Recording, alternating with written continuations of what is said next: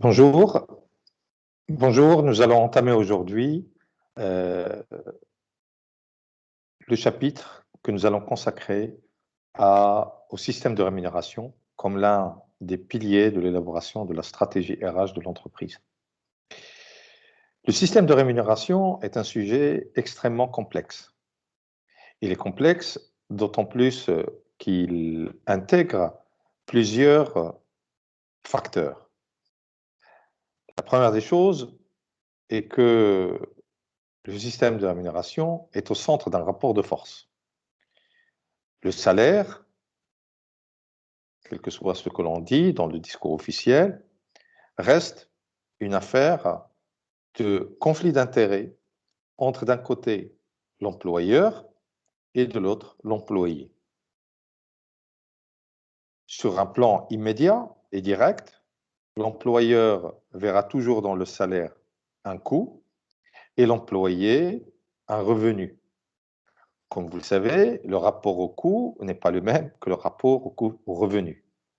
Et donc, à partir de là, celui qui regarde dans le salaire un coût va chercher plutôt à le réduire ou au moins à l'optimiser.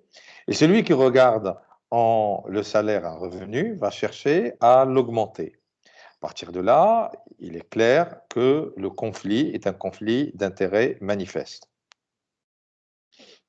L'entreprise considérera toujours, d'une manière ou d'une autre, que l'augmentation des revenus des salariés entraîne une réduction des revenus des associés.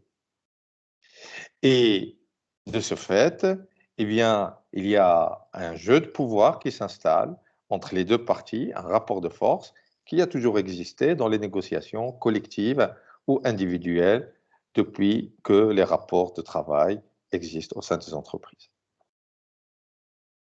Alors, bien entendu, quand nous disons cela, nous ne voulons pas dire pour autant que l'entreprise est supposée ignorer la dimension investissement qui existe dans le salaire. Mais cette dimension investissement n'est pas immédiate et ses résultats ne sont pas immédiats. Tandis que la dimension coût a un impact immédiat sur les résultats de l'entreprise. De ce fait, le salaire a toujours été au centre de plusieurs enjeux économiques et sociaux à l'intérieur de l'entreprise. Premièrement, il est encadré par une législation. Chaque pays a un code de travail qui lui est propre, qui soit il impose un revenu minimal, comme dans les pays à tradition euh, latine, par exemple les pays méditerranéens ou d'autres pays où nous trouvons ce revenu minimal pour ne pas permettre ou ne pas laisser l'exploitation des salariés se faire, soit d'autres pays où il n'y a pas de revenu minimal et où, comme souvent le cas des pays anglo-saxons ou à tradition anglo-saxonne. Deuxième chose, la rémunération est au centre d'une structure économique qui rend plus ou moins le système favorable soit aux salariés, soit aux détenteurs de capital.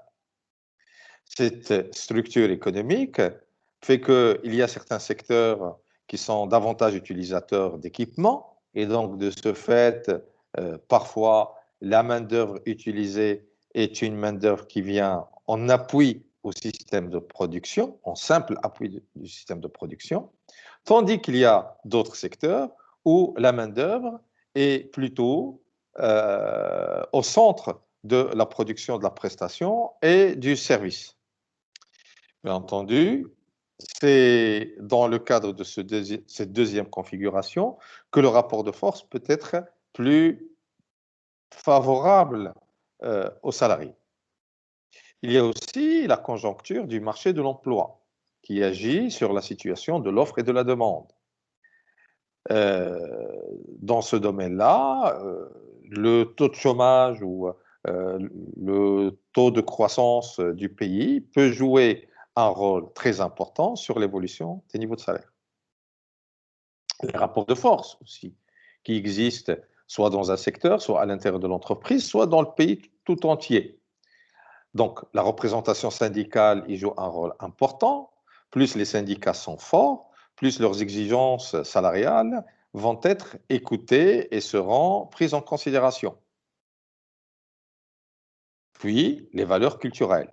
Les valeurs culturelles jouent là aussi un rôle très, très important, et notamment concernant les déséquilibres de salaire qui peuvent exister entre tels emplois et tels autres emplois.